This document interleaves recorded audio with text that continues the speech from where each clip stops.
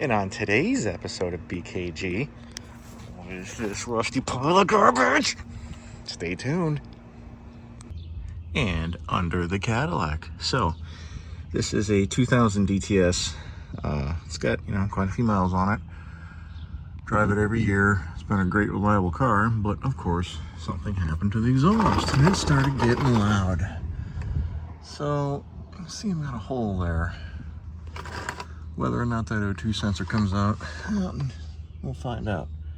But this resonator is no longer available. I happened to find an NOS one and got lucky in the aftermarket, so we're gonna try to get it off.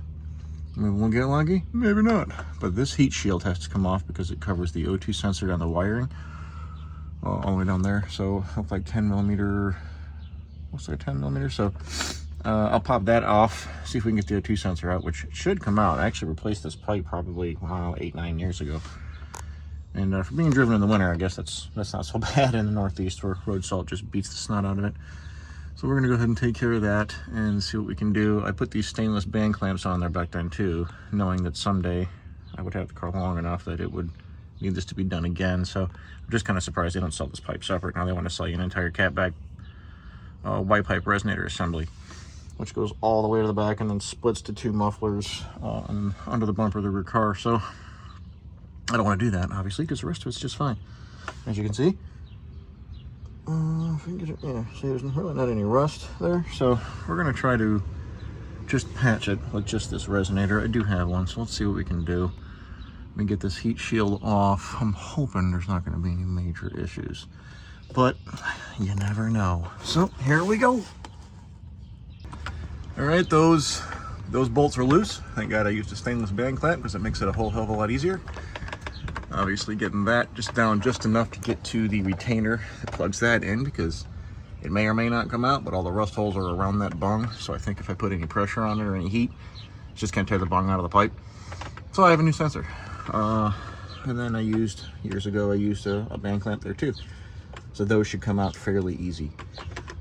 Jack stands, of course, because I learned long time ago that trusting your life to a 3-cent Chinese O-ring and a jack to hold the car up while you're under it is probably not a smart idea. So safety first, kids. So let's go ahead and loosen those two, and I should be able to pop the pipe out at that point. And then we'll install the new O2 and get the new pipe up in here, which fairly straightforward, but I'll try to show you. Let me see if I can even, I'm not sure if I can get down there. Oops, didn't mean to do that. While holding the camera and trying to do 3 things at once. Which, hey, that's the name of the game, right? Doing 45 things that you can't do at the same time. Let's try it. This should be the right size. I really need to get a lift. But those are a little expensive.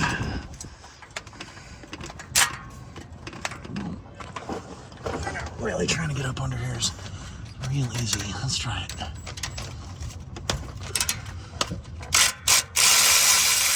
Yep, there we go. This is why I use stainless clamps and bolts, because down the road at some point you're gonna have to do some work. Yeah, look at all the surface rust. Getting a little rough. Got a little road salt. Okay. Come. Yeah, here we go. Get your butt on there. Crack it loose. They come right off. No heating, no braking, nothing. No inventing swear words you didn't know existed until you got there. Well, there you go. All right, let's get this thing out of here. I'll give you a close-up of it. All right, it's out. So it took a little more than I was hoping. I was hoping it was just gonna come out, but of course it never works that way. So grab yourself one of these. They're cheap, they're easy. They work just fine. It's not as good as like an acetylene torch, of course, but it works great. Just heat it up to get the end of that thing. I didn't heat that one. I heated the pipe that it goes into to expand it a little bit, and then just kept pulling and twisting on it, and it finally came out. I even hit it with a hammer a few times just to kind of break it loose, but it came loose. So I got a new O2 sensor. Let me show you the part number here. I always liked using Delphi. Never had an issue. Well, there is your part number for a 2000, I believe, 04 DTS in DeVille. Probably the same as the DeVille too, since almost the entire drivetrain is identical. But yeah, pipe's out. And looks like my assessment was correct, because look at that. That was never going to come out of there. I could probably salvage it now, put it in a vise, break the bung off, who cares, and get the sensor out, but why? That one's been in this car since 2000, so it's not a bad idea to change it. I don't like how these never come with enough anti-seize, and that's what we're gonna do. I got some copper. This stuff's great. It goes to a high temp. What's it go to? 1800. So if this ever gets that hot, I'm in serious trouble. So we're gonna douse this thing with some of that, and then get this back in here. You know, the stainless clamps, they look rough, but they came right off. No problems with that at all. Getting the pipe out was a little tricky. There's the new one. From what I understand, nobody's making this anymore. They're trying to do it from the cat back, where it's this and the Y pipe that goes into the two mufflers, and this is the only section I needed. Walker used to make it, which is what that was, but they discontinued it, so I had to get this one, which is an AP. We'll see how it fits. I think it was like the last one I could find too. It was rough, but it's in good shape. It's NOS. It hasn't been used, so and it looks like it's the same. Actually, I can put it up next to the Walker just to make sure. Get this stuff out of the way here. Mess going on. Oh yeah, that'll work. So this is not where this ended. Somewhere around here, probably under the car, was the other part of the extension. This ends probably right there. So it was there, and it just rotted there, which is weird, and then went around the O2 bung, and that's where I heard the leak coming from. So as soon as I broke this clamp loose, this piece fell off, which is kind of nice with these, is they also seal the joint between the two pipes, so you don't have to use any muffler putty or anything like that, muffler sealer. So let's get this in here, and then slide this back onto the car. And there you go. See, not hard at all. It's nice because these thread in so easy when they're new. It'd be so cool if they could just do that when they come out, but they don't. Now you don't have to have a master O2 sensor or sensor sockets have to do this. You can get just these made by a bunch of different manufacturers from your local parts store to go around there and tighten them up. They don't need to be cranked. Just get them so they're snug. Because if you crank them now, they're going to be even harder to get off later when they kneel themselves. So I put some copper NICs on it, kind of doused it, threaded that in, just got it snug, good to go.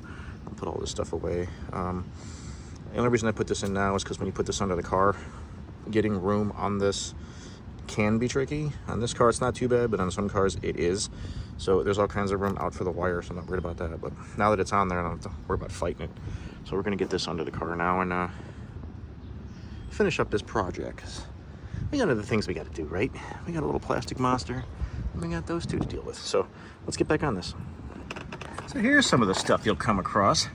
That's pushed all the way in. This one's just a tad too long. So I'm gonna mark that and just cut the end of it off because I got band clamps anyway. It doesn't have to go into it. So I'm not really worried about it too much. But that kind of sucks.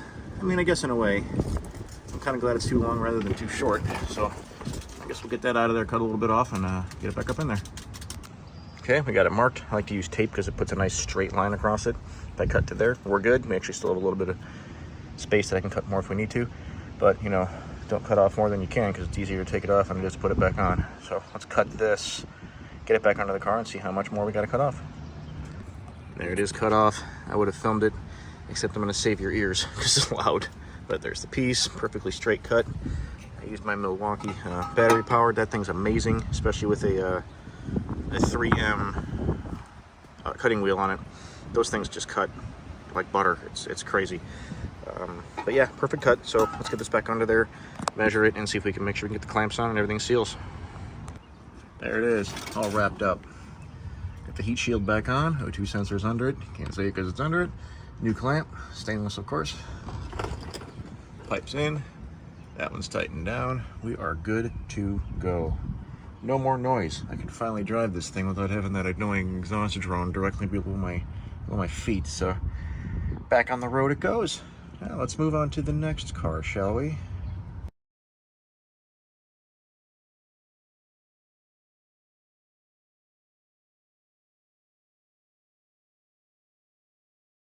Next up, I see leakage. Well, we can't have that now, can we? Stay tuned.